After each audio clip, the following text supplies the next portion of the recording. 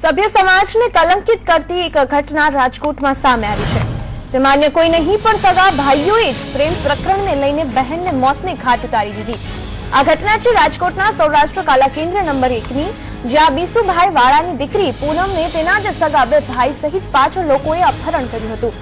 બહાર ફરવા જવાનું કહી બહેનને જસદણ ખાતે અરવિંદભાઈની વાડીમાં લઈ ગયા હતા, જ્યાં ઝેરી દવા પીવડાવી સગા ભાઈઓને બહેનને મોતની નિંદ્રામાં સુવડાવી દીધી। આટલાથી જ આ પાપી ભાઈઓ અટક્યા નહીં। હત્યા બાદ બહેનના મૃતદેહને પોતાના વતન ભંગડા ગામે લઈ ગયા હતા, જ્યાં પિતા પહોંચે તે પહેલા જ કુદરતી મોત થયાનું કહી બહેનનું અંતિમ સંસ્કાર કર્યું। પિતાના આવ્યા પહેલા અંતિમ વિધિ કરતા બીસુભાઈને શંકા ગઈ, જેથી ખુદ પિતાએ જ પુત્રીની હત્યા થઈ હોવાની ફરિયાદ કરી અને તપાસ માટે કહ્યું।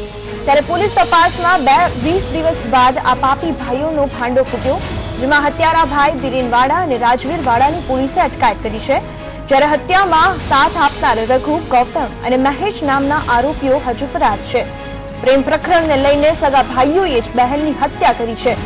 હાલ પુરાવા એકત્ર કરવા ક્રાઇમ બ્રાન્ચે સીસીટીવી ફૂટેજ સહિતની તપાસ તેજ કરી દીધી છે। તો જ્યાં પૂનમની અંતિમ વિધિ કરવામાં આવી, ત્યાં ભંગડા ગામે ફોરેન્સિક અધિકારીઓ પુરાવા એકત્ર કરવા તપાસ હાથ ધરી છે, જ્યારે ફરાર આરોપી રઘુ ગીડા, ગૌતમ વાળા અને મહેશ ગીરીને સકંજામાં લેવા ચક્રો ગતિમાન કરવામાં આવ્યા છે। પરંતુ આ ઘટના પરથી સવાલ એ થાય છે કે આખરે ક્યાં સુધી ભાઈ બહેન માટે બનશે જંગ? સુરક્ષા કવચના કરવાના વચન આપનાર ભાઈઓ કેમ આટલા ક્રૂર બની જાય છે? શું બહેન કોઈ ભૂલ કરે તો આવી રીતે સજા આપવામાં આવશે? આવા નરાધમ ભાઈઓ ક્યાં સુધી બહેનોનું જીવવાના હક છીનવતા રહેશે? ક્યાં સુધી આવી માનસિકતાનો ભોગ બનશે બહેનો?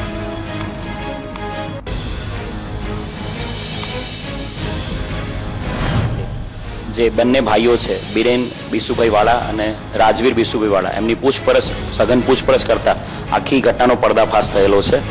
એમની જે સગી બહેન છે પૂનમબેન બીસુભાઈ વાળા, જે પોતે એમની સાથે જ અહીંયા પિયરમાં રહે છે, એમની અપહરણ કરવામાં આવ્યું તેમના ઘર પાસેથી જ, અને એમને લઈ જઈને જસદણ લઈ ગયા હતા। એમના અન્ય 3 મિત્રો રઘુ, મહેશગીરી અને અન્ય એક મિત્ર છે, એ 3ની સાથે 5 જણા એમનું અપહરણ કરીને જસદણ કોઈ એક વાડીમાં લઈ ગયા હતા અને એમને ઝેરી દવા પીવડાવીને એમનું મૃત્યુ નિપજાવેલ હતું। પોતાની બહેન છે જે એના ડિવોર્સ થઈ ગયેલા છે અને છેલ્લા 7 વર્ષથી પિયરમાં રહે છે, એનું કોઈ પ્રેમ પ્રકરણ બાબતે એમના ભાઈઓને શંકા હતી અને જે પ્રેમ પ્રકરણના કારણે જ, એની શંકાના કારણે જ આ બંને ભાઈઓ એનું મૃત્યુ નિપજાવેલું છે। એ પોતે પણ એવું કબૂલે છે કે ઝેરી દવા એમના એક મિત્ર મારફત એમણે મંગાવી હતી બજારમાંથી, ને એ ઝેરી દવા જે ખેતરમાં નાખવાની જંતુનાશક દવા છે એ બળજબરીપૂર્વક પીવડાવીને એનું મૃત્યુ નિપજાવેલ છે। આ ગુનામાં જસદણ જે વાડીમાં એ લોકો રોકાયેલા હતા, તો અન્ય કોઈ બીજી જગ્યાએ પણ જો બહેન સાથે લોકો રોકાયા, તમામ જગ્યાઓ ઉપર અમે તપાસ કરવામાં આવશે। જે જગ્યાએ બહેનને ઝેરી દવા પીવડાવવામાં આવી હતી, જે જગ્યાએથી એમણે ઝેરી દવા લાવેલા હતા, દરેક જગ્યાએથી સેમ્પલ કલેક્ટ કરવામાં આવશે। આ ઉપરાંત લાશને બારોબાર એ લોકો ભંગડા ગામે લઈ ગયેલા હતા, જ્યાં ભંગડા ગામે લાશ ઘરે રાખીને તાત્કાલિક ફટાફટ એમણે અગ્નિ સંસ્કારની વિધિ કરેલી।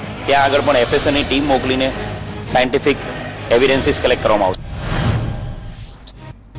આજ મુદ્દે અમારી સાથે લાઈવ જોડાઈ ચૂક્યા છે રહીમ લાખાણી।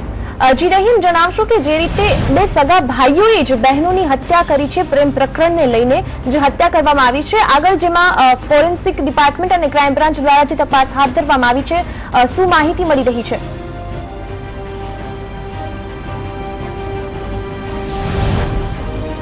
ચોક્કસપણે જે રીતના વાત કરું તો 20 દિવસ પહેલાની જે ઘટના હતી, પોલીસ ક્રાઇમ બ્રાન્ચને એક અરજી મળી હતી, તેના આધારે સમગ્ર મામલે તપાસ કર્યો હતો અને ગઈકાલે આ સમગ્ર મામલે ઉપરથી પર્દાફાશ ક્રાઇમ બ્રાન્ચ દ્વારા કરવામાં આવ્યો। સગા બે ભાઈ છે બીરેન અને રાજવીર દ્વારા આ સમગ્ર ઘટનાને અંજામ આપવામાં આવ્યો। જે રીતના ઓનર કિલિંગની જે ઘટના કહી શકાય ચોક્કસપણે, કારણ કે જે રીતના બહેનને જ પોતાએ બહાર જવાનું કહી અને જસદણ મુકામે લઈ ગયા હતા, જે અરવિંદભાઈની વાડી છે, ત્યાં જે દવા પાવામાં આવી હતી, ત્યાં તે સ્થળે તેને દવા પાઈ અને ભંગડા ગામે જે અગ્નિ સંસ્કાર પણ કરી નાખવામાં હતું, કારણ કે પરિવારજનોને પણ ન ખબર પડે તે રીતનું આખું તેઓએ આ કાવતરું રચ્યું હતું। જો કે તેના 3 મિત્રો છે તેની પણ મદદ લેવામાં આવી હતી, મહેશગીરી, ગૌતમ અને રવિ ગીડા। આ 3 શખ્સો છે, એક જસદણનો છે, એક જુનાગઢનો છે અને જસદણના એક દડવા ગામનો। આ 3 શખ્સોને શોધવા અત્યારે હાલ પોલીસ કવાયત શરૂ કરી છે।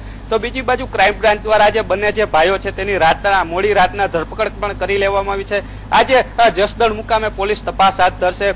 જે ઘરમાં અરવિંદભાઈની વાડીમાં જેને દવા પાવામાં આવી હતી તે સ્થળનું નિરીક્ષણ કરવામાં આવશે, ત્યાંથી પુરાવા એકત્ર કરવામાં આવશે. તો બીજી બાજુ ભંગડા ગામે ફોરેન્સિક અધિકારીઓને સાથે રાખીને તપાસ કરવામાં આવશે. જ્યાં અગ્નિદાહ દેવામાં આવ્યો છે ત્યાં ફોરેન્સિક અધિકારીઓ દ્વારા તપાસ કરવામાં આવશે. પરંતુ ક્યાંક ને ક્યાંક સવાલ એ ઉત્પન્ન થાય છે, ભંગડા ગામે જે અગ્નિદાહ દેવામાં આવ્યો તો ત્યાં બાદ આજ 20 દિવસ બાદ વચમાં જે ભારે વરસાદ પણ આવી ગયો તો ત્યાંથી પુરાવા મળશે કે નહીં તેને પણ પોલીસ શંકા કરી રહી છે. કારણ કે જે રીતના વરસાદ આવ્યો હતો ને જાહેરમાં તેને અગ્નિદાહ દેવામાં આવ્યો તો અત્યારે પુરાવા એકત્ર કરવા હાલ તો પોલીસ મથામણ કરી રહી છે. આજે બપોર બાદ જસદણ મુકામે જશે અને સમગ્ર મામલે પુરાવા એકત્ર કરશે. તો બાકીના જે 3 આરોપી છે તેના મિત્ર તેની પણ ધરપકડ કરવાની માટેની કાર્યવાહી શરૂ કરી દીધી છે. તો બીજી બાજુ જે સૌરાષ્ટ્ર કલા કેન્દ્ર જેનો વિસ્તાર છે ત્યાંથી તેની સાથે અન્ય કોઈ હતું કે નહીં તેને લઈને આસપાસના સીસીટીવી ફૂટેજો ચેક કરવા માટે અલગ એક ટીમ બનાવવામાં આવી છે અને તેની પણ સીસીટીવી ફૂટેજ એકત્ર કરવાની કાર્યવાહી શરૂ કરી છે. હાલ તો ક્રાઇમ બ્રાન્ચ દ્વારા બંનેની જે ધરપકડ બાદ આજ બપોર બાદ કોર્ટમાં પણ રજૂ કરશે અને પુરાવા એકત્ર કરવાની કાર્યવાહી શરૂ કરી દેવામાં આવી છે. જી દિવ્યા. જી આભાર આપનો વધુ જાણકારી બદલ.